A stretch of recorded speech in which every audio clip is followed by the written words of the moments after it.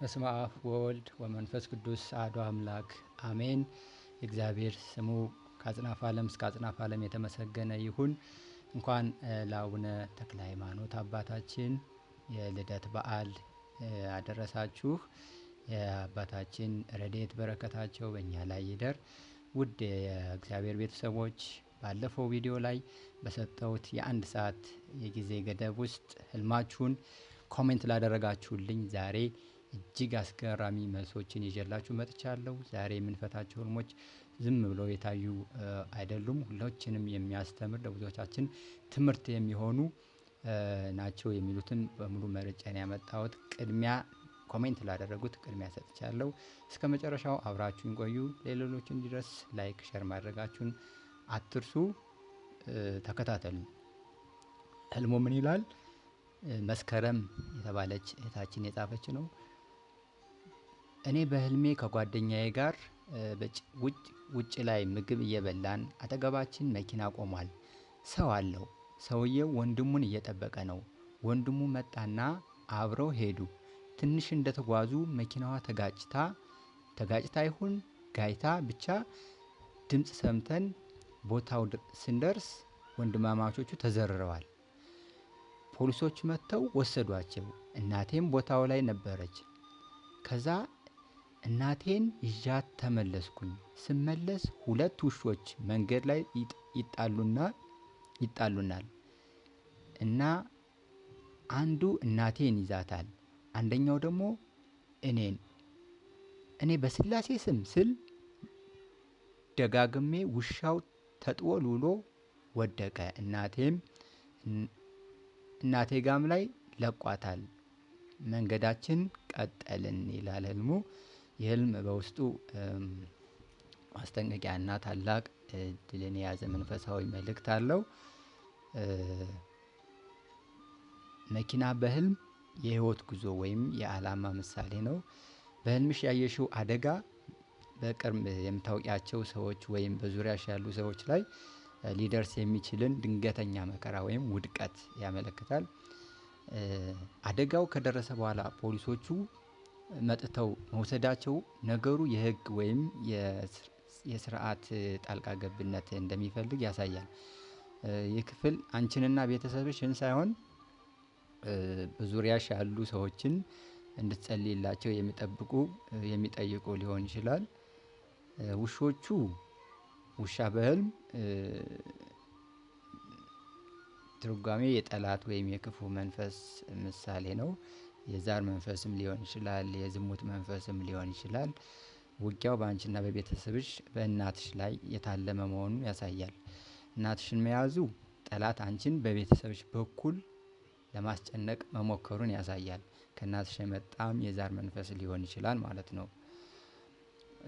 በስላሴ ስም ስትይ ውሻው ተጥወልውሎ መውደቁ ደግሞ የአጋንንት ውጊያ በጸሎትና በሃይማኖት ኃይል እንደሚሸነፍ ማረጋገጫ ነው ማለት ነው። ይህ ምንድነው ትርጉሙ? በአንቺም ሆነ በቤተሰብሽ ላይ የሚቃጣ ማንኛውም ክፉ ሴራ ወይም መከራ በስላሴ ኃይል እንደሚመታና እንደማይሳካለት ያሳያል። እናትሽ መልቀቁ የአንቺ ጸሎትና መንፈሳዊ ጥንካሬ፣ ስግደትሽ፣ ጾም ጸሎትሽ ለቤተሰብሽም ጭምር ከለላ እንደሚሆን ያበስራል ማለት ነው። ስለዚህ አንቺ በስላሴ ስም ስትይ እናትሽንም አንቺንም መልቀቁ አንቺ በጸሎት ብትተጊ ለአንቺም ለቤተሰብሽም ለእናትሽም ትተርፊያለሽ ማለት ነው። ስለዚህ በስላሴ ስም ስትይ መልቀቁ ያው ሰይፈ ስላሴ የምትጸልይ ሊሆን ይችላል፣ መልክአ ስላሴ የምትጸልይ ሊሆን ይችላል፣ የስላሴን ዝክር የምታዘክሪም ትሆኛለሽ። ስለዚህ ስላሴን ብትማጸኝ ስላሴን እንደሚረዱሽ ያሳያል ማለት ነው። ወደ ሌላኛው ህልም ስንሄድ እኔ በህልሜ ያየሁትን ልጽፍልህ ወደድኩኝ። ቀኝ እጄ በገመድ ታስሬ በግራ እጄ ቀኜን ይዤው ገመዱን መምህር ግርማ ይዘው የታሰረውን እጄን በመስቀል መታ ሲያደርጉት ቀኝ እግሬ ስጋው ተከፍቶ አባ ጨጓሬ አወጡልኝ። ስነቃ በህልሜ ነው። ምንድነው የምትመክረኝ ነገር ካለ? መምህር ግርማ ናቸው። እሺ በመጽሐፍ ቅዱስ ቀኝ እጅ የኃይል የስራና የበረከት ምልክት ተደርጎ ይወሰዳል። ቀኝ እጅሽ ታስሮ ማየትሽ በሕይወትሽ ውስጥ የበረከት መዘጋት ወይም የምትሰሪያቸው ስራዎች ፍሬ እንዳያፈሩ በጠላት የታሰረ ነገር እንዳለ ወይም መንፈሳዊ እንቅፋት እንደነበረ ያሳያል። በግራ እጅሽ ቀኝሽን ይዘሽ መታየትሽ ደግሞ የራስሽ ጭንቀትና ችግሩን ለመፍታት የምታደርጊውን ጥረት ያሳያል ማለት ነው። መምህር ግርማ በመስቀል መታ መታ ማድረጋቸው መስቀል የዲያብሎስ የድል መንሻ መሳሪያ ነው፣ የመከራ ምልክት ነው። መምህሩ ወይም መምህር ግርማ በመስቀል መታ መታ ማድረጋቸው ግን የእግዚአብሔር ቃልና ጸሎት ወደ አንቺ ህይወት መድረሱን ያሳያል ማለት ነው። ትርጉሙ ምንድነው? የታሰረው እጅሽ ላይ መስቀሉ ሲያርፍ ያ የታሰረው ጸጋሽና በረከትሽ እንዲፈታ የሚያደርግ መንፈሳዊ ቀዶ ጥገና ነው ማለት ነው። መስቀሉ ሲያርፍብሽ በረከቱ ይፈታል ማለት ነው። አባጨጓሬ በህልም ውስጥ የውስጥ በሽታ፣ መርዛማ ሀሳብ ወይም የአጋንንት ተንኮል ተብሎ ሊተረጎም ይችላል። ከእግርሽ ከስጋሽ ተከፍቶ መውጣቱ አባጨጓሬ መውጣት በውስጥሽ የተደብቆ የነበረው መከራ፣ በሽታ ወይም ክፉ መንፈስ ተገፍቶ መውጣቱን ያሳያል ማለት ነው። እግር የጉዞ ምልክት እንደመሆኑ ወደፊት እንዳትራመጅና እንዳይሳካ የሚከለክልሽን ክፉ ነገር አምላክ በመስቀሉ ኃይል እንዳስወገደልሽ ያሳያል ማለት ነው።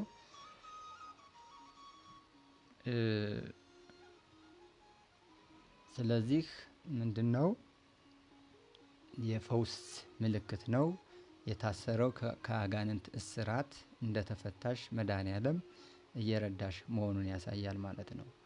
ስለዚህ አሁን ምንድነው ማድረግ ያለብሽ? እኔ የምመክርሽ እግዚአብሔር ክፉን ነገር ስለገሰጽክልኝ ስላወጣህልኝ አመሰግናለሁ ብሎ እግዚአብሔርም አመስገን። መምህር ግርማን በህልም ማየትሽ ወደ ቤተክርስቲያን ሄደሽ በጸበል በጸሎት ወይም የመምህር ግርማን ትምህርት በማዳመጥ ህይወትሽ ይበልጥ ማጠናከር እንዳለብሽ ያሳያል ማለት ነው። በመምህር ግርማ ትምህርት ካለብሽ አጋንንት እንደምትፈቺ ያሳያል ማለት ነው። ሌላው ንስሐ መግባት ነው። ማንኛውም መንፈሳዊ እስራት እንዲበጠስ ንስሐ መግባት መቁረብ ትልቁ መድኃኒት መሆኑን መዘንጋት አይጠበቅብንም፣ መበርታት ያስፈልጋል ማለት ነው። ሌላኛው ህልም እኔ ህልም አይቻለሁ፣ ግን ህልሙ ማዘር ከጎረቤቶቿ ጋር ሆና በደስታ ላይ ነበረች፣ ማለት የማርያም ጽዋ ትጠጣለችና እሱ ይመስለኛል። ጽዋውን ጨርሰው ከሰፈር ሰው ጋር ሆና የመጡትን እየሸኘች ሳለ እኔ መጣውና ተቀላቀልኳቸው። ከዛ ከትንሽ ሰዓት በኋላ ማዘር ከመሃላችን የለችም። ከዛ እናቴ ስላቸው ወደ ቤት እንደገባች ነገሩኝ። ከዛ እሷን ፍለጋ ወደ ቤት ስገባ ቤቱ መግቢያው ጋር ጥቁር ውሻ ተኝቷል። እኔ ስገባ ቀና ብሎ አይቶኝ ተመልሶ ተኛ። እናቴ ደግሞ ተኝታ ትጮሃለች፣ ታለቅሳለች፣ እጇን እያወራጨች። ከዛ እናቴ ምን ሆንሽብኝ ብዬ ላነሳት ስል የሆነች በግ ነጭ እና ሽሮ መልክ ያላት በግ አጠገቧ ቆማ ልክ ላነሳት ስል በጓ ትከለክለኛለች። ደጋግሜ እናቴ ላነሳት ላባብላት ስል በጊቷ ትከለክለኛለች። ምንድነው ይላል። ኦኬ ይህ ህልም በውስጡ ሁለት ተቃራኒ መልእክቶችን የያዘ ነው። በረከትና ፈተናን የያዘ ብለን ልናየው እንችላለን። የማርያም ጽዋ እናትሽ ከጎረቤቶቿ ጋር በደስታና በማርያም ጽዋ ላይ ማየትሽ ትልቅ በረከት እንደሆነ ያሳያል። ይሄ እናትሽ በእመቤታችን ጥበቃና በረከት ስር መሆኗን፣ ቤታችሁን በጸጋ የተሞላ መሆኑን ያሳያል።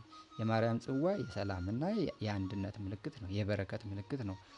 ጥቁር ውሻ መግቢያው ላይ መተኛቱ ጥቁር ውሻ በህልም አብዛኛውን ጊዜ ያው የክፉ መናፍስት ወይም የተንኮለኛ ጠላትን ይወክላል። የዛር መንፈስም ቤት ውስጥ ሊኖር ይችላል ማለት ነው። ውሻው ደጃፍ ላይ ተኝቶ አንቺን አይቶ ዝም ማለቱ ክፉ ኃይሎች ወደ ቤታችሁ ለመግባት ቢሞክሩም በአሁኑ ሰዓት ግን ተግባር አልባ ይሁም የተገቱ መሆናቸውን ያሳያል። ይህም በቤት ውስጥ ባለው በረከት ጸሎት ምክንያት ጠላት እንደ ልቡ መሆን አለመቻሉን የሚጠቁም ነው። እናትሽ ተኝታ መጮኋና ማልቀሷ በመንፈሳዊ ዓለም የሚደረግን የውጊያ ጫና ያሳያል። ይህ እናትሽ በሀሳብ በበሽታ ወይም በመንፈሳዊ ድካም ምክንያት በውስጧ ጭንቀት እንዳለባት ያሳያል ማለት ነው። እጇን ማወራጨቷ ደግሞ የሆነ ከባድ ነገርን ለመገፍተር ወይ ለመከላከል እየጣረች መሆኑን ነው የሚያሳየው የሚያመለክተው። ስለዚህ እየታገለችው ያለ ውጊያ አለ ወይም መንፈስ አለ ማለት ነው። ያ ወይም ጭንቀት ወይም ሀሳብ አለ ማለት ነው። ከዛ ለመገላገል እየጣረች መሆኑን ያሳያል። በጓ ደግሞ ነጯና ሽሮ መልክ ያላት በግ በህልም የዋህነትና የእግዚአብሔር ጥበቃን ታመለክታለች ወይም በመንፈስ ቅዱስም በቅዱሳንም ትመሰላለች ማለት ነው። በጓ አንቺ እናትሽን እንዳታነሺ መከልከሏ እናትሽ አሁን ያለችበትን የፈተና ጊዜ እግዚአብሔር ራሱ የተመለከተው መሆኑንና አንቺ አትድረሽ እኔ ራሴ ነኝ የምፈውሳት የሚል መልእክት ሊኖረው ይችላል። በጓ ነጭ መሆኗ ደግሞ ጥበቃው ከእግዚአብሔር መሆኑን ያሳያል ማለት ነው። የቅዱሳን ምልክት የመንፈስ ቅዱስ ምልክት ስለሆነች በጓ ማለት ነው። በሌላ በኩል እናትሽ አሁን ያለችበትን ሁኔታ በራስሽ ጥረት ብቻ ሳይሆን በመንፈሳዊ መንገድ በጸበል በጾም በጸሎት ብቻ መፍታት እንዳለባት ፍንጭ የሚሰጥ ነው ማለት ነው።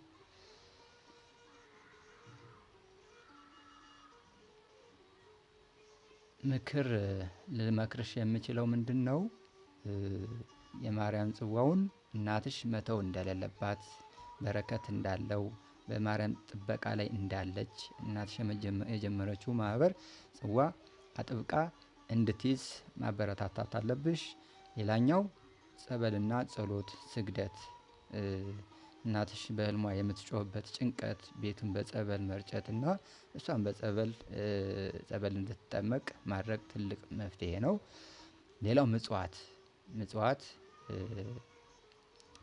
ነጯ በግ የተመሰለችው እንግዲህ ወይ በእመቤታችን ወይ በአንድ በቤታችሁም ታከብሩት ቅዱሳን ሊሆን ይችላል።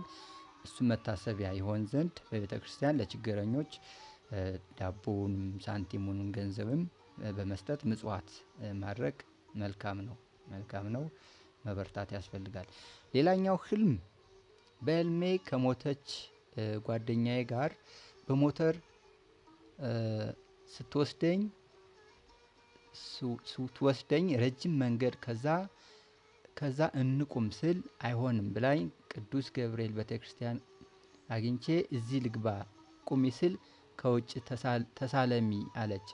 እሺ ብዬ ወርጄ ተደፍቼ ተሳልሜ ሄድኩ እና ተመልሼ አሁንም ጉዞ ጀመርን። በመጨረሻ ባለወልድ ቤተክርስቲያን ገባውና እዛ ገባች አብራኝና እሷም ስትሳለም እኔን ጥቁር ላም በቀንዷ ወጋችኝና ወደኩ። ከዛም ወጣንና የዛኝ ጉዞ ጀመርን። የሆኑ ሁለት ወንድ ልጆች ቅድስት አርሴማ ቤተክርስቲያን ቆመው አይቼ እኔን አንዱ 400,000 ብር ካላመጣሽ ብሎ ሲከተለኝ ከሷ ተለይቼ ዘልዬ እርጥብ የተዘራ ጤፍ ውስጥ ገባው። ባጭሩ ነው ህልሙ ይላል። ባጭሩ ባታረጉት ጥሩ ነው። አብራርታችሁ ብታስቀምጡት ህልሙን የበለጠ ጥርት ተደርጎ ይፈታላችኋል። እሺ በህልም ከሞቱ ሰዎች ጋር ረጅም መንገድ መጓዝ በተለይ ደግሞ አይሆንም እያለች ፍላጎትሽን አለማሟላቷ ይሄ ጥንቃቄ የሚፈልግ ጉዳይ ነው። ሞተር ፍጥነትን ያሳያል። ህይወትሽ በሆነ ፍጥነትና ግፊት ውስጥ መሆኑን ይጠቁማል። ከሞተች ጓደኛሽ ጋር መጓዝሽ ካለፈ ታሪክሽ ወይም ካልተቋጨ መንፈሳዊ ጉዳዮች ጋር የተያያዘ የመናፍስት ውጊያ አለ ማለት ነው። ያልተቋጨ መንፈሳዊ ጉዳዮች አሉ ወይም ወጣ ገባ የማለት ነገር ሊኖር ይችላል። ቅዱስ ገብርኤል እና ባታ ለማርያም ወይም ባለወልድ ቤተክርስቲያን የሚለው ወደ ቤተክርስቲያን ለመግባት ስትፈልጊ ከውጭ ተሳለሚ ማለቷ ባለወልድ ጋር ስትሳለሙ ጥቁር ላም መውጋቷ ትልቁ ትርጉም ምንድነው? ጥቁር ላም በህልም የጠላት ወይም የክፉ መንፈስ ወይም የአጋንንት ምሳሌ ነው። የዛር መንፈስም ልትሆን ትችላለች። ቤተክርስቲያን ውስጥ ስትሳለሚ መውጋቷ ጠላት ከመንፈሳዊ በረከትና ከቅዱሳን ጥበቃ ሊያርክሽ እንደሚጋደል ወይም እንደሚታገልሽ ያሳያል። መውደቅሽ ለጊዜው በፈተና መሸነፍን ወይም መዳከምን ሊያመለክት ይችላል። 400,000 ብር ያልታወቁ ወንዶች ተከታትለው ካላመጣሽ ማለታቸው በምድራዊ ብር ሳይሆን ምንድነው በመንፈሳዊ እይታ ስናየው ያለብሽ እዳ ለምሳሌ ስርየት ያላገኘ ኃጢአት ሊሆን ይችላል። ያልተፈጸመ ስዕለት ወይም የቀረ ንስሐን ሊያመለክት ይችላል ማለት ነው። ቤተክርስቲያን ላይ ሆነው ካላመጣሽ አትገቢም ማለታቸው። ወደ እርጥብ የተዘራ ጤፍ ውስጥ መግባትሽ ደግሞ የህልሙ መጨረሻ እጅግ ደስ የሚል ክፍል ነው። ጤፍ የበረከት የሲሳይ እና የጥጋብ ምልክት ነው። እርጥብ መሆኑ ደግሞ በረከቱ ሕያውና ለምለም መሆኑን ያሳያል። መደበቅሽ ጠላት ሊይዝሽ ሲከታተል እዚያ ውስጥ መግባትሽ በመጨረሻ እግዚአብሔር በበረከቱና በጸጋው ውስጥ እንደሚደብቅሽ ከክፉዎችም እጅ እንደሚያወጣሽ የሚያበስር ነው። መፍትሄው ምንድነው? ንስሐና ጸሎት። በህልምሽ የታየው የገንዘብ እዳ መንፈሳዊ እዳ ሊሆን ስለሚችል ንስሐ መግባትና መንፈሳዊ አባት ማማከር ካልያዝሽም መንፈሳዊ አባት መያዝ ይጠበቅብሻል። ለሞተችው ጓደኛሽ ምናልባት በቤተክርስቲያን ስሟን አስጠርተሽ ጸሎት አድርጊላት። ምናልባት ካንቺ ጸሎት ፈልጋ ሊሆን ስለሚችል ማለት ነው። የሞቱ ሰዎች አንዳንዴ ሲመጡ ምንድነው አንዳንዴ አስቡን እንደማለትም ስለሚሆን ማለት ነው። የቅድስት አርሴማ ጸበል በህልምሽ ቅድስት አርሴማን ስላየሽ የእሷን ጸበል ብትጠመቂና በእሷ ስም ለችግረኞች ምጽዋት ብትሰጪ አጋንንት ውጊያ ለምሳሌ ጥቁር ላም እንደ አጋንንት ነው። የአጋንንት ውጊያ ስለሆነች ከሷ ለመዳን በቅድስት አርሴማ ጸበል ብትጠመቂ መልካም ነው። ውድ ተመልካቾቼ ዛሬ ያየናቸው ህልሞች ትርጓሜዎች እንደሚያሳዩት ፈጣሪ በህልምም ጭምር እንደሚያስጠነቅቀን ያበስራል። ያየናቸው የፈውስ የድልና የጸጋ ምልክቶች በሁላችንም ህይወት እንደሚፈጸሙ የሁል ጊዜ ጸሎቴ ነው። ይህ ቪዲዮ ከተመቻችሁ ለሌሎች ትምህርት ይሆናል ካላችሁ ላይክ ማድረጋችሁን አትርሱ። የዛሬው ጥያቄ ምንድነው? እናንተ በህልማችሁ ከነዚህ ምልክቶች መካከል የታያችሁ አለ ወይ ነው? የታያችሁ አለ ወይም ደግሞ በቅርቡ ህልም አይታችሁ ግራ የገባችሁ ህልም ካለ አሁኑኑ ኮሜንት ላይ ጻፉልኝ። የሚቀጥለው ቪዲዮ የምሰራው በቅድሚያ ኮሜንት ላደረጋችሁ 10 ሰዎች ብቻ ይሆናል። የደወል ምልክቷን ኖቲፊኬሽን ካበራችሁ ቪዲዮው እንደተለቀቀ ቀዳሚ ትሆናላችሁ። በቀጣይ አስገራሚ የህልም ትርጓሜ እስክንገናኝ ቸር ያቆየን። ሰላም ሁኑ።